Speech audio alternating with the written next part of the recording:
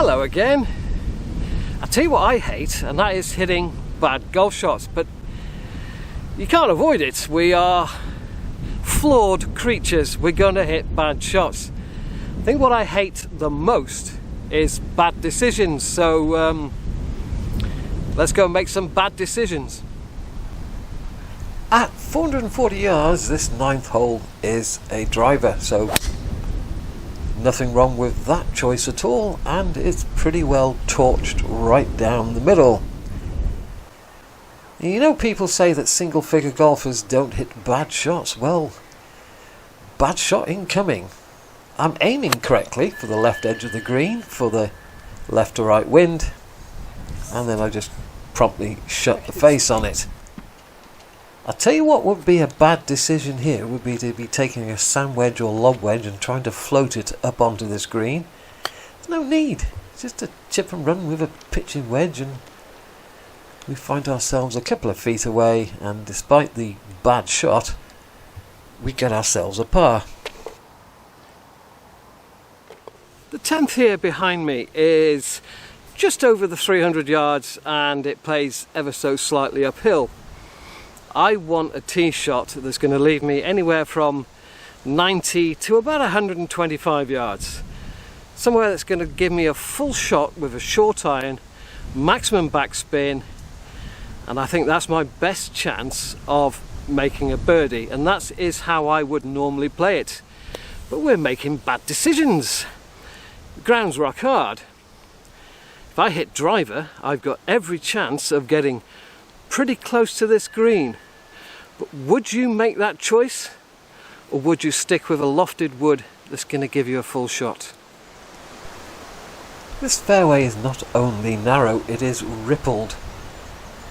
So instead of this driver going a very long way, it's obviously landed into an upslope, which has killed the run on the ball. But had I hit a poor one and rattled it into the trees on the right, this is the view you get, if you're lucky enough to have a view instead of just the tree trunk in front of you. Now this second shot, I'm on a little upslope, the green is uphill, it's into the breeze, and it is very difficult to judge how hard to hit a 3/4 sand wedge. And I've hit it 10 yards too far. This is what happens when you are into the 3/4 and the half shots, where there is slope and wind involved.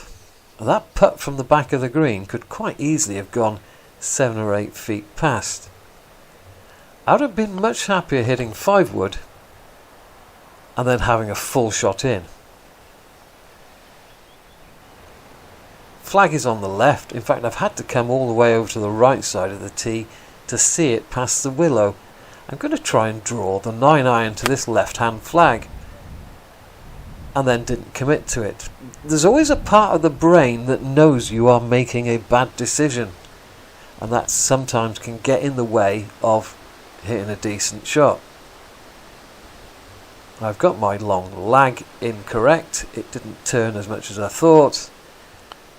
That's incorrect, and we're making the bogey. 3 wood up the 12th. This is the correct club for me, but this isn't the shot I'm trying to demonstrate. The next shot is uphill off an upslope, and it is very difficult to transfer the weight properly and hit a decent shot with that out of bounds lurking on the right. So I would normally take less just to help me get through the shot properly. Okay, I made it on the green this time, but I know in the back of my mind that that was a 1 in 10 shot, or perhaps a 1 in 6 or 7 shot. No better than that. We go on to 13, and of course the ground's hard, so I'm going to try and drive it really close to the green. But my left to right shape is going to hit that tree on the left. So I'm forced to attempt to hit a draw. This is my bad decision. I'm going to draw the ball and get up right up to the front edge of the green. And I've failed to draw it, and I've popped it up. What a bad decision that was. Perhaps I should have stuck with my 3-wood. And I'm fortunate I've got a shot at all. I can only chip and run it. I've got to stay left because of that big front bunker. I haven't made it to the green surface. And as you can see, there's a lot of slope, a false front, and then it goes downhill to the flag. Controlling this chip, judging it correctly, is going to be impossible. Oh, I wish I'd taken less off the tee, had a full shot in. I might have been here in 2. And I certainly wouldn't be putting a bogey on the card. After 14, we're going to hit driver again, because that is obviously a bad decision. And I've got to keep it very close to the right hand side, and that's clipped a tree, it's gone out of bounds, and we're 3 off the tee. Now the second shot is an awful lot better, but I know it's wrong. What I want is a club that just gets over the top, not one that flies over. And I finished in front of the 17th tee for the ladies. Judging by the divot, someone's been there before me. And this is short, because it's so hard to judge, and it's come back off the slope and across the path. The driver gets you into trouble. Driver, especially in firm conditions, is probably the worst decision you can make on awkward holes, because you're going to run out of space. And talking of running out of space, I'd forgotten how fast it is down to this front corner. That's a quick putt, that one. So 2 holes where bad decision making can certainly add a stroke or 2 to your score. On the 14th there, if I'd hit my driver, my second one, 4 or 5 yards further left, that would have been further down the bank, across the path, into the bushes by the 17th, and I'd have been taking the long walk back to go 5 off the tee. So, you know, you might get away with a bad decision every now and then, but then it's going to bite you. Talking of biting, the flies are biting real hard tonight. Never get any of these problems in Thailand. It's only here where the flies are hungry. Right, 15 and 16, they're both driver holes. I'm not sure there's anything I can show you on these 2 holes, but we will try. So driver on the 400 yard 15th. This lands into an upslope, so it doesn't go as far as you would expect. But that's a good drive for me. And you know those bad shots that single figure golfers don't hit? Well, here's another one.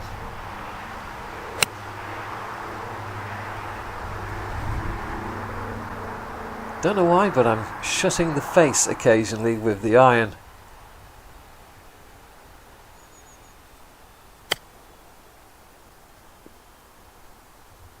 A good shot. And a chance for par.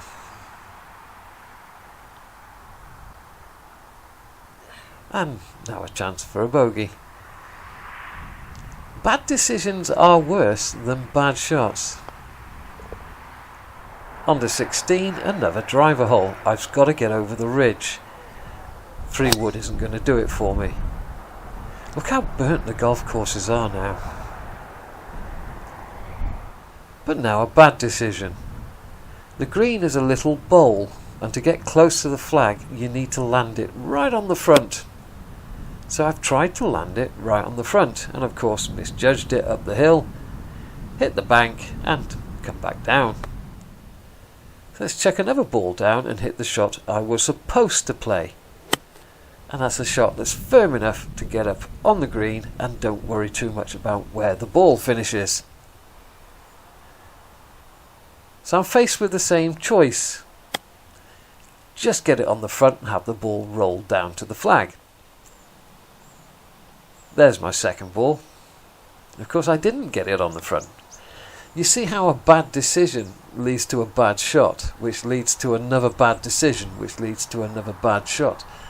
And the score accumulates very, very quickly if you're not careful. A hole where you should be making a par on can very quickly turn into a double bogey. We've made it to 17, the long par 3 with the big pond on the right and the bunker on the left. It's about 195 yards from this tee box, and I'm very comfortable, I'm very confident about hitting either a 4 or 3 hybrid into this green. And even when they use the back tee way back on that shelf and we get a good southwesterly into our face, I still feel very confident hitting a 3-wood into this green. It's a good decision for me because I'm so confident of executing the shot.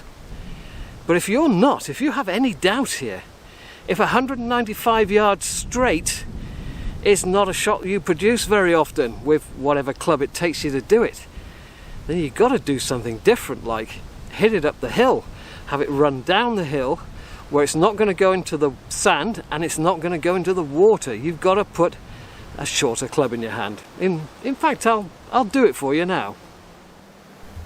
Well, I've chosen 6-iron for my safe shot up the hill.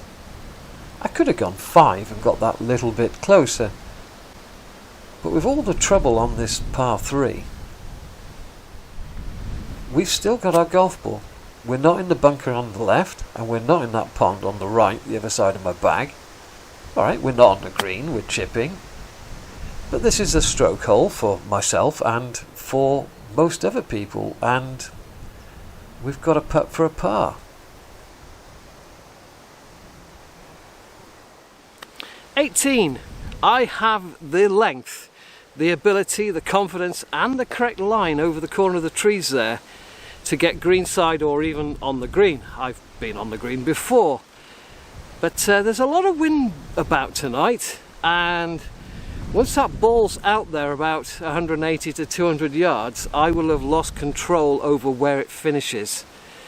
And it can finish in the car park if you get it wrong, or just simply out of bounds. So I think going driver tonight might just be a bad decision. We'll save it for another day when there's less wind. Let's try something a little more prudent, shall we? My choice was the 4 hybrid. I know it's going to run like crazy as soon as it hits the ground. It could even go in excess of 300 yards. But I guessed the wind wrong, and as soon as I hit this, it was gone on the wind. So I played a provisional, which of course I snap hooked, and then I hit a second shot with my provisional, and then I was walking down towards the green and I thought, there's the first ball. It made it round the corner. That saved me a couple of shots. So a chip and run is not going to stop. So the 4 hybrid in a strong left to right wind was not the correct choice. And making this video on a Wednesday night when the patio is full of my mates, that probably wasn't a good choice either. So enjoy this. This is what mates do. Imagine what enemies do.